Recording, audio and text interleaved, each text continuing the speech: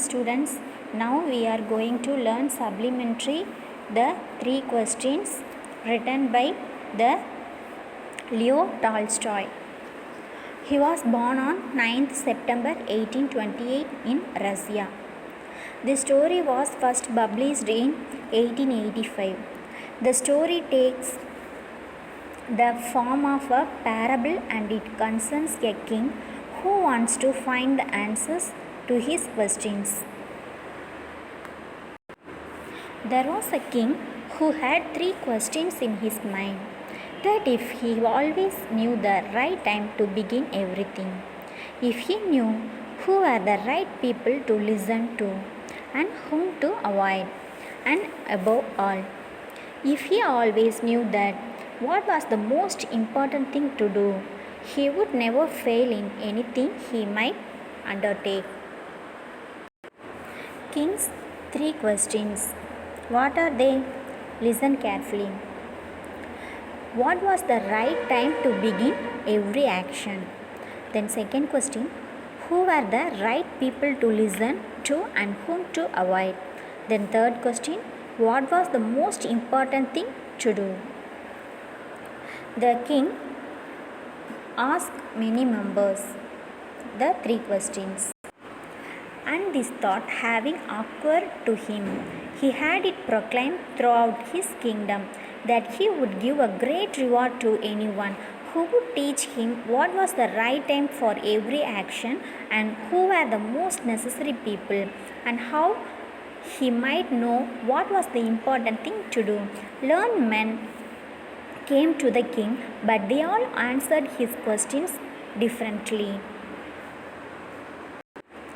In reply to the first question, some said that to know the right time for every action, one must draw up in advance a table of days, months, and years, and must live strictly according to it.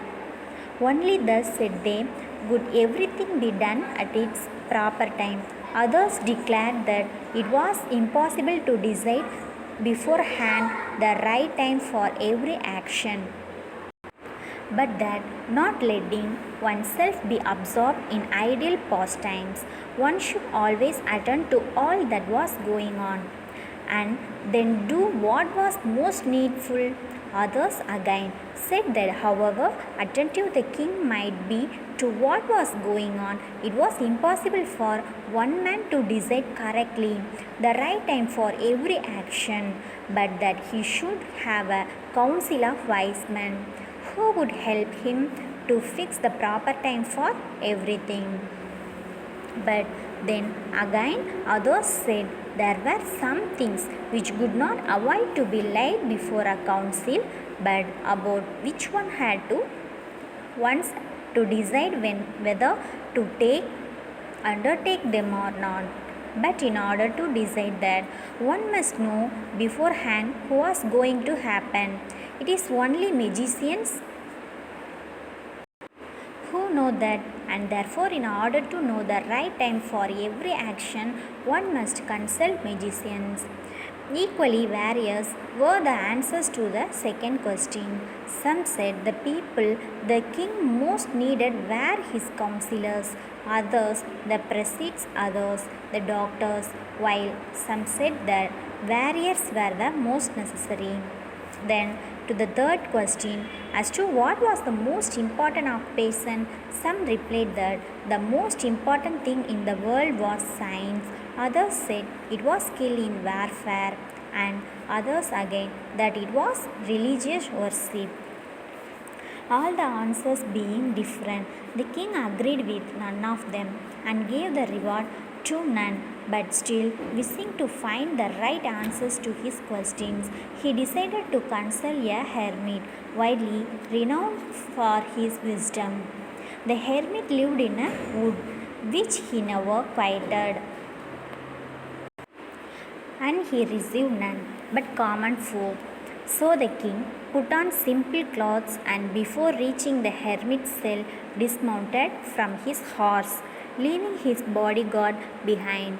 He went on alone. When the king approached, the hermit was digging the ground in front of his head. Seeing the king, he greeted him and went on digging. The hermit was frail and weak, and each time he stuck his spade into the ground and turned a little earth. He breathed heavily. The king went up to him and said, I have come to you, wise hermit, to ask you to answer 3 questions.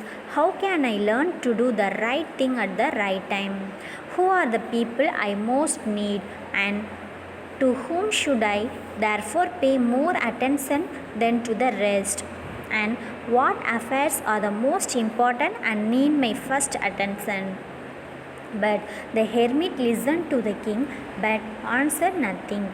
He just spat on his hand and recommenced digging. You are tired, said the king. Let me take the spade and work a while for you. Thanks, said the hermit, and giving the spade to the king, he sat down on the ground.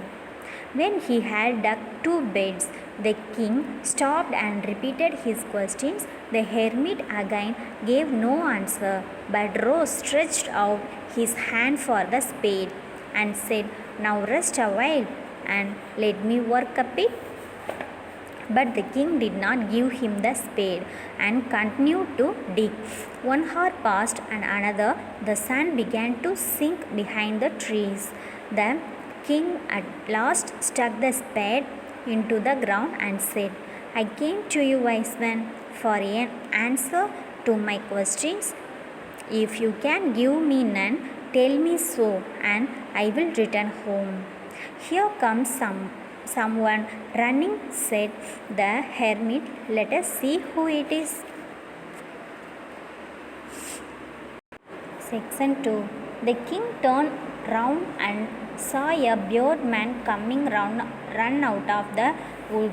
The man held his hands pressed against his stomach, and blood was flowing from under them. When he reached the king, he fell fainting on the ground, moaning feebly. The king and the hermit unfastened the man's clothing. There was a large wound in his stomach. The king washed it as best he could and bandaged it with his handkerchief and with a towel the hermit had, but the blood would not stop flowing, and the king again and again removed the bandage soaked with warm blood and washed and rebandaged the wound. When at the last the blood ceased flowing, the man revived and asked for something to drink. The king brought fresh water and gave it to him. Meanwhile, the sun had set and it had become cool. So the king, with the hermit's help, carried the wounded man into the hut and laid him on the bed. Lying on the bed, the man closed his eyes and was quiet. But the king was so tired from his walk and from the work he had done that he crouched down on the threshold and also fell asleep so soundly that he slept all through the short summer night. When he awoke in the morning, it was long before he would remember where he was or who was the strange bored man lying on the bed and gazing intently at him with shining eyes. Forgive me, said the bearded man in a weak voice, when he saw that the king was awake and was looking at him. I do not know you and have nothing to forgive you for, said the king. You do not know me, but I know you. I am the enemy of yours, who sought to revenge himself on you, because you executed his brother and seized his property. I knew you had gone alone to see the hermit, and I resolved to kill you on your way back.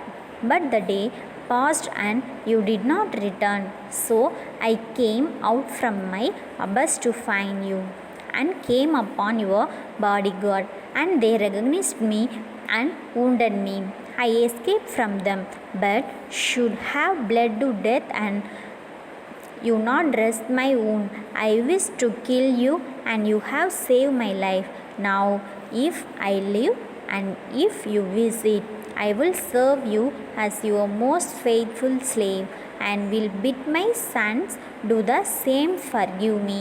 The king was very glad to have made peace with his enemy so easily and to have gained him for a friend. And he not only forgave him, but shed his wounds, sent his servants and his own physician to attend him, and promised to restore his property. Having taken leave of the wounded man, the king went out into the porch and looked around for the hermit. Before going away, he wished once more to beg an answer to the questions he had put. The hermit was outside on his knees, sewing seeds in the beds that he had been dug the day before. The king approached him and said, "For the last night I pray you to answer my questions, wise man." "You have already been answered," said the hermit, still crouching on his thin legs and looking up the king, who stood before him. "How answered? What do you mean?" asking the king. "Do you not see?" replied the hermit. "If you had not pitied my weakness yesterday, and had not dug these birds for me, but had gone your way, that man would have attacked you, and you would have repented of not having stayed with me.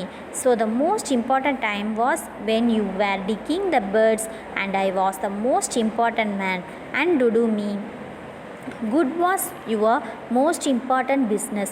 Afterwards, when that man ran to us, the most important time was when you were attending to him, for if you had not bound up his wounds, he would have died without having made peace with you. So he was the most important man, and what you did for him was your most important business. Remember then, there is only one time that is important. Now it is the most important time, because it is the only time when we have any power. The most necessary person is the one with whom you are, for no man knows whether he will ever have dealings with anyone else, and the most important affair is to do that person good, because for the purpose alone was man sent into this life. Thank you, students.